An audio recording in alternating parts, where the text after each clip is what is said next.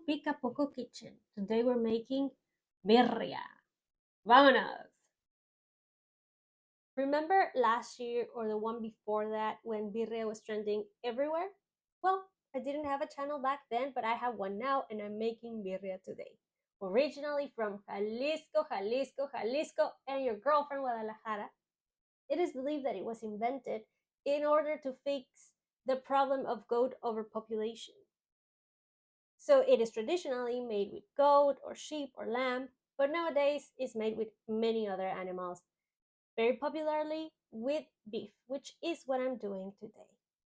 Birria is one of those very flavorful and delicious dishes that when you try it, you think it's going to be very hard to make, but it is actually fairly easy. It is also another of those dishes that we Mexicans like to call the cure for hangover, which I'm starting to believe that we just want an excuse to eat something delicious when we party. But you don't have to be hangover or have a goat overpopulation in order to enjoy birria. So let me show you how it's made. Let's start by cooking our meat. I have 2.5 pounds of chuck. You can use rib or you could even use brisket. Just make sure that whatever meat you choose has a good amount of fat in it. I'm gonna chop it into chunks, and because we're leave under pressure, I'm gonna cook it in my pressure cooker for 45 to 50 minutes. In this case, I think I'm gonna go full 50.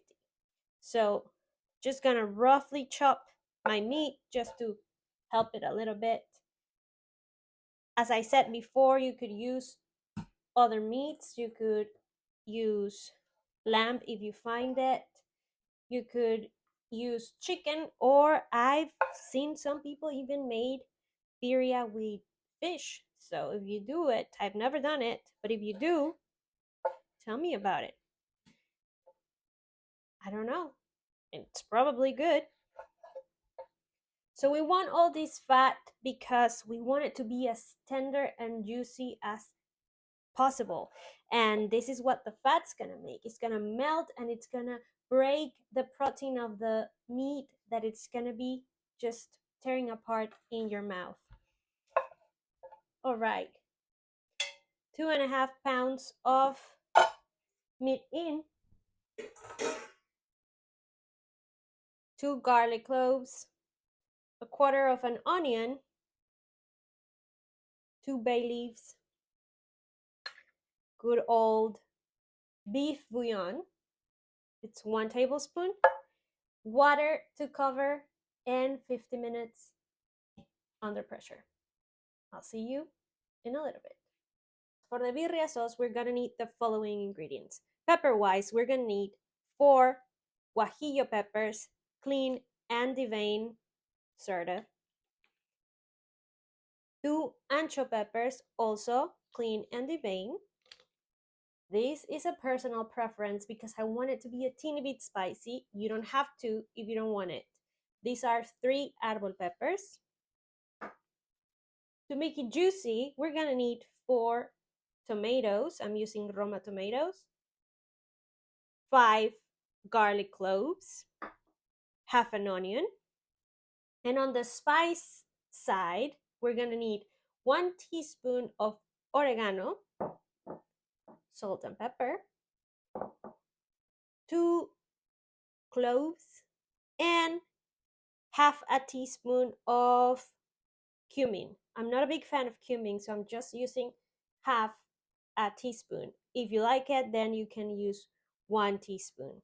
I'm gonna roast the spices, hydrate the peppers, except for the Árbol ones.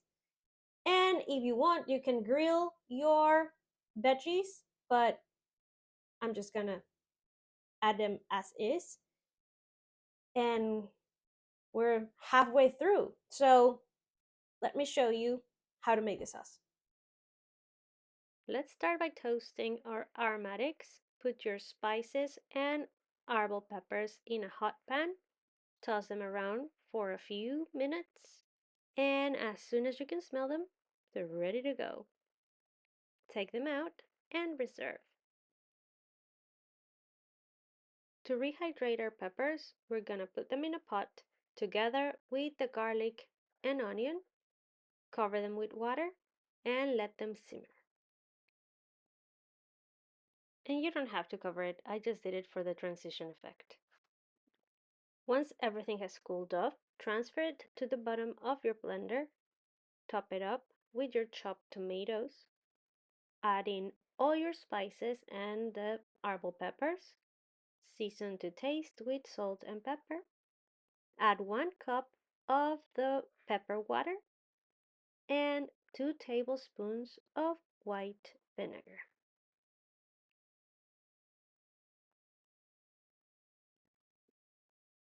Put the lid on and let's puree this baby. After everything is blended, you're gonna end up with a puree-like consistency, and you want some texture.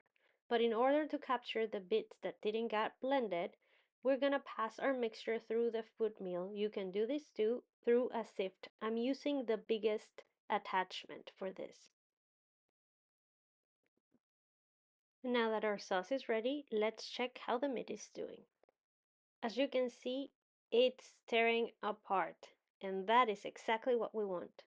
So I'm gonna try to fish out all of my meat and start shredding it just with my forks. You'll see how easy it is. And you can see how nice and tender my meat is. I really don't have to do much about it. Just by pressing it lightly with my forks, it's falling apart. You could stop here, but if you want your meat to be even finer, you can go around it and cut it with your knife. I'm going to put my meat in a container with a lid and reserve it for later. And as you can see, I'm also reserving the broth that I strained through a sieve. I'm going to cook my birria sauce in a little bit of hot oil to thicken it up. And now it's time to add your beef broth. And this is totally personal, depending on how brothy you like your birria. In my case, and for this amount of meat, I'm using 2 cups of beef broth. Mix it well. Don't forget to test taste. Adjust your seasoning and bring it to a boil. When your sauce is boiling, incorporate your meat. Lower your temperature to the minimum, cover it up, and let it sit for 10 to 15 minutes or until you're ready to serve. You can go ahead and serve it with some broth in a deep bowl or make a quesabirria, which is what I'm doing right here. Grab your tortilla and dip it in the sauce. Flip it in an oil pan. Be careful because it tends to break. Add a good amount of cheese and let it melt.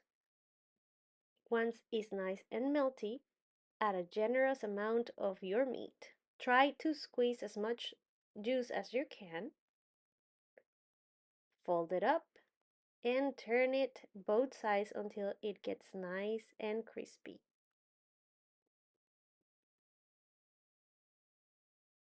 And here we have it, quesabirria.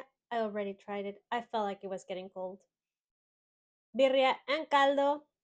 And let's see how it is. I already know, but let me tell you about it. You normally will serve it with some cilantro, onion, and of course salsita. Oh, and lime. Mm.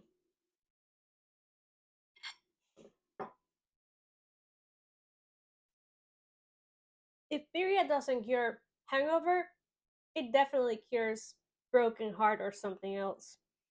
And in the north, people eat birria with flour tortillas. So let's give it a try. I like to have mine with the broth because then I decide how juicy I want it. And it's always very juicy. Let me add some more lime. And this is gonna be messy, but that's the magic of it. Mmm. Delicious and simple to make. And now you know how to make it.